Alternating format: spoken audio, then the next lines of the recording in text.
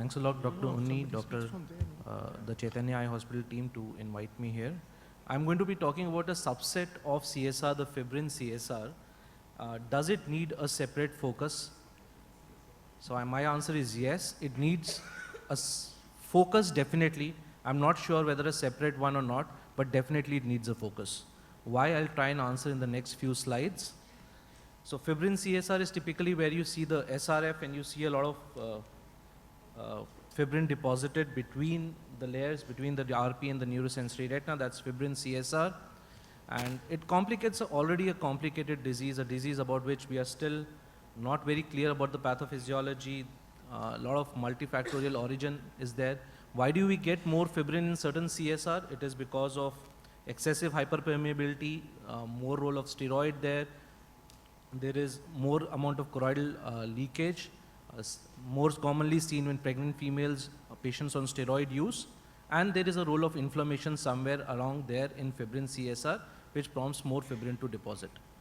Going ahead, I'll show a few case scenarios. The first case where you have this patient with fibrin deposition in the left eye, 20/80 vision.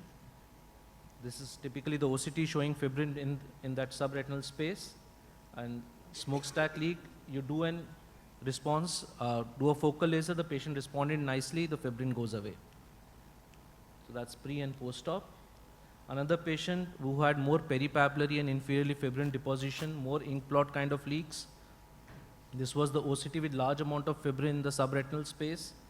And this is about 1 month follow-up where the fibrin automatically decreases without any treatment as of now. Case scenario 3, a dense fibrin deposition. This was what was discussed by Dr. George also. The ICG showing a leak, OCT angio also picking up a nice network under this fibrin deposit. Just to highlight, the OCTA and the ICG networks almost look, so OCTA becomes quite predictive. The patient started on anti-VEGF and responded. So you can have multiple scenarios when you're talking about fibrin CSR. And fibrin CSR has a very interesting history. If you start going through the historical articles, fibrin and initially Dr. Gas way back pointed out that if you have fibrin in and SRF in a patient with fibrin in a patient with neurosensory detachment, it is a diagnosis of choroidal neovascularization. That's what his hypothesis was. Then came Januzzi's group, which said that there are a series of 11 patients in which the presence of subretinal exudation does not always mean CNVM, because they responded very nicely without and resolved spontaneously with clearing of fibrin. Then they started talking about in articles where if you have a lot of fibrin, subretinal fibrin can actually promote scarring and you can land up with fibrotic subretinal scar and severe vision loss. The corollary from here started to come. Maybe these were the cases which also had a network underlying it.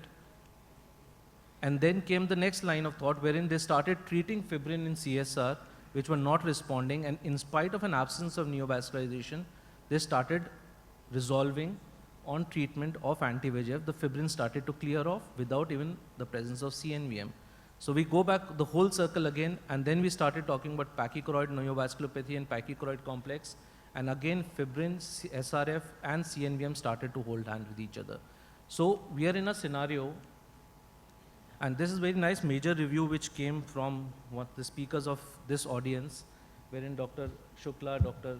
Jay Chablani have given this paper, and they very nicely described the mimicker the fibrin in CSR can be.